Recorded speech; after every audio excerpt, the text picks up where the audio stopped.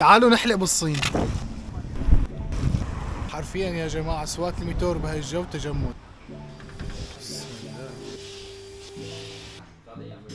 هيك بكون حجزت دور تقريبا بده من 15 ل 20 دقيقة بين ما يجي دوري.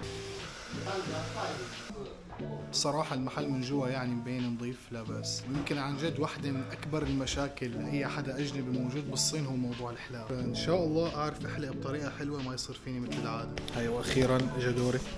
بسم الله. الحلو إنه أنا بكون مسجل عندهم بالتطبيق، كل مرة بيجي لأحلق بورجيني صورتي تبع المرة الماضية، اللي بدك تحلق بنفس هذا الشكل بقول له بنفس الشكل.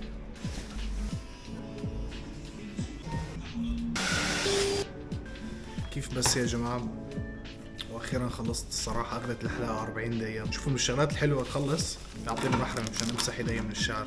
الصراحه الحركه هي كثير بتعجبني. الصراحه ما بعرف، بحس هالمره توفقت وما توفقت. انتوا شو رايكم؟